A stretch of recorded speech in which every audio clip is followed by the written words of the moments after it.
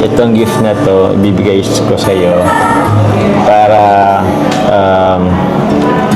so if ever man magamit mo and it reminds you sa mga panahon na yung mga unang panahon at sa mga darating pang panahon, sana maging reminder ito na kahit kailan, kahit anumang oras, andito lang ang Team Kalingap.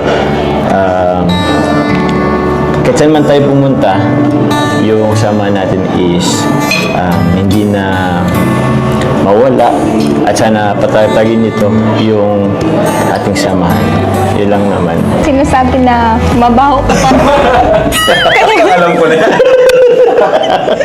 Hindi ka naman. Pasensya na po, ito lang yung nakayanan ko. Wala yan, okay lang. Walang problema. Walang problema. Nag-aaral ka, marami kang kapatid. Oo. Merry Christmas and Happy New Year. Welcome back to my YouTube channel. Magandang araw po sa lahat. Saan man dako kayo ng mundo naroon ngayon. Ayan, iba po ang boses ko. Kasi ako po ay sinisipon at inuubo. So ayan, panibagong reaction tayo mga kalingap sa Jomcar. At syempre bago natin simulan yan, shoutout muna tayo sa ating founder Kuya Bal Santos Matubang, Ate Edna Vlogs at Kalingap Rab. At sa lahat po ng mga nasa landing pad, ambassador, deputy at mga kalingap scouters, miga-miga love shoutout po.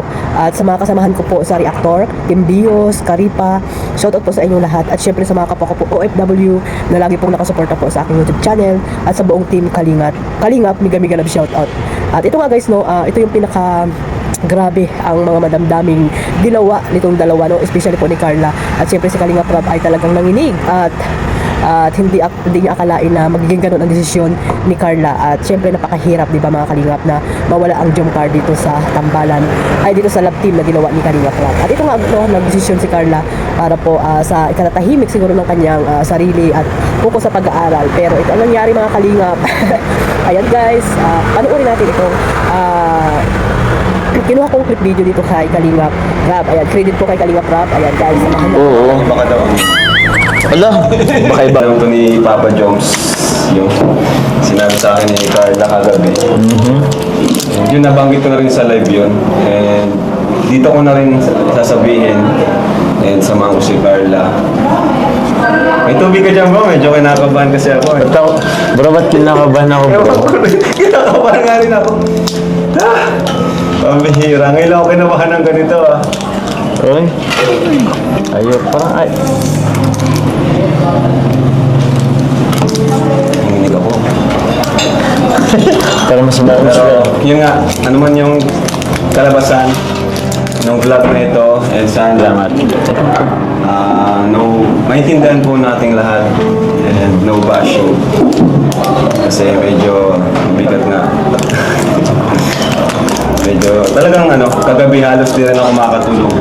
Di rin ako makatulog. Seryoso ba yan? Sa akin ni Carla. Oo nga, nanginginig nga ako. Bihira.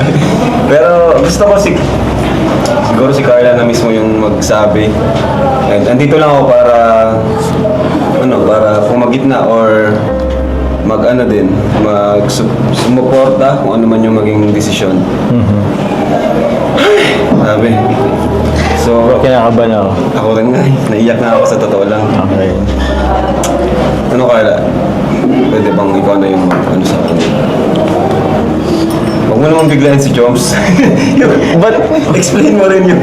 Ba't mo inalis? Ba't mo inalis? Huwag mo alisin. Parang may ano eh. Sige.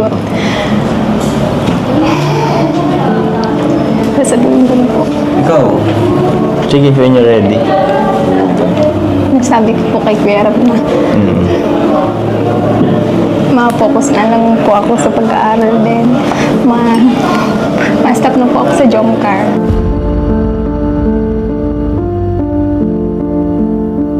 Di mo na siya prank, or prank. Oo lang eh. Kasi na sa akin ni Carla na yun, parang gusto muna niyang magpahinga sa Jomcar. Grabe talaga. Hindi ko rin na-expect Naintindihan ko naman. na ganun ang mangyayari. And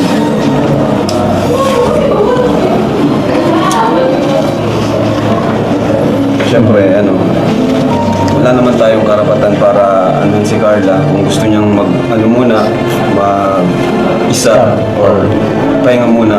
Pero sinabi naman niya na, na di naman talaga totally wala na. Gusto niya lang muna magpahinga. So, ewan. Hindi ko rin alam. Naiintindihan ko din naman. Siguro, yun, ang priority, pag-aaral, focus. Hindi rin naman talaga po madali yung nag-aaral ka at the same time, parang may obligasyon ka pang iba sa ano. Pero, yun, nakalungkot. Pero seryoso to, hindi sa prank, di ba? Hindi sa prank.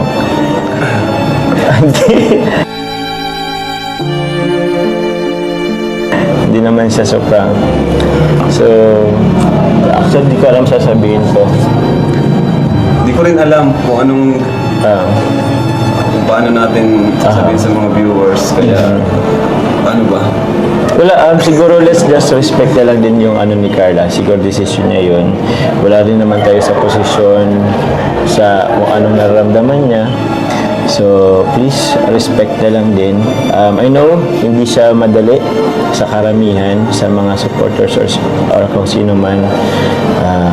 Yun, basta ako, lagi naman dito. Kung kailangan mo, tila Kuya Rab. Grabe ang Jomcar, grabe ng napatunayan ng Jomcar. Achievements pa lang.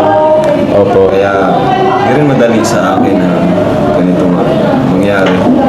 Okay. And yung samahan natin, yung mga tuwing nag-vlog tayo, yun yung talagang hindi natin makakalimutan. Okay. Guys, alam nyo guys, isa na ako dyan sa nalungkot nung intro pa lang ni Kalinga Prab. Talagang parang ayaw ko nga panoorin eh. Pero tinis ko na lang, syempre panoorin natin para makatulong tayo sa mga upload ni Kalinga Prab. At hindi lamang sa Jomcar, at sa lahat po ng mga upload ni Kalinga Prab ay dapat natin suportahan. Yan naman po talaga ang ating layunin kung bakit nandito po tayo sa Team Kalingap. Suportahan po ang kanilang programa, no mga Kalingap. At ayun, dyan po talaga no, na hindi pala pwede talagang mawala ang Jomcar no, dito sa Team Kalingap dahil talagang bubuhos ang mga luha. Especially po si Kalingap Rab no, na nalungkot din. Ayan, prank pa lang yan pero napakagrabe na yung kalungkutang nangyayari. At syempre si Carla din no, napaiyak. Prank pa lang yan, napaiyak na agad siya. Kasi nga hindi niya rin kaya na talagang magkahiwalay po ang Jomcar. So ayan guys, no, first anong pa lang yan na vlog, reaction dito sa ginawa ang part 71 ng Jomcar. So sana guys, napanood na ng lahat yan no. At sa hindi pa po nakapanood, pakipuntahan niyo po ang YouTube channel ni Kalingap Rab. At dito nga guys, no, talaga naman yung iba ay talagang napaluha, napaiyak dito sa prank na ginawa ni Carla. Grabe no, pwede na talaga maging artista si Carla guys. Sa mga pa-prank-prank na lang ay parang totoong-totoo na yung ginawa. At napaiyak din talaga siya. At si Papa Joms ay talagang naawa ko kay Papa Joms. Kasi nga hindi niya akalain na gano'n yung magiging desisyon ni Carla at na-prank din talaga siya, no? At ayun, parang napaiyak na siya na hindi niya mawari mga Kalingap. At syempre, si Kalingap Rab, di ba, nanginginig pa nga daw, prank pa lang yan ha, na ginawa nila ni Carla. Pero isa siya sa mga nalungkot mga Kalingap. Isa rin siya sa na-prank. So ayan guys, no, supportahan lang po natin ang Jomcar at iwasan niyo na po yung mga hindi magagandang sinasabi po dito kay Jomar or kay Carla. Supportahan natin sila para mas marami pa silang matulungan si Kalingap Rab no, at yung mga iba pa niyang mga beneficiary. Alam naman natin ang Jomcar ay talagang blockbuster po sa love team ni Kalingap Rab. Pero si Kalingap Rab, sikat na talaga yan noon pa, no? Parang ano lang to, parang bonus lang yung mga love team na ginawa ni Kalingap Rab. Kaya ayan guys, no, yung iba dyan, wag nyo sabihin na dahil sa love team ay sumikat po si Kalingap Rab. Hindi po yon no? Dahil noon pa man ay sikat na si Kalingap Rab at napakarami niya na rin mga supporters at mga nanonood niya talaga ay nandiyan po lagi mga Kalingap. So ayan guys, supportahan lang po natin ito at syempre wag niyo pong kalimutan supportahan ang ating founder, Kuya Bal Santos Matubang. Kasama niyo na rin po sa Ate Edna, Kalingap Rab. At syempre ang mga charity vlogger po na mga walang sawang tumutulong sa mga taong naghihirap, lalo na po yung mga nasa landing pad, ambassador, deputy at mga Kalingap scouters. Ayan. Ano po, supportahan natin silang lahat. At syempre, maraming salamat po sa pagsuporta ninyo sa aking maliit na YouTube channel, Kalingap Maymay. God bless po sa lahat. Mabuhay po ang Team Kalingap. Bye-bye!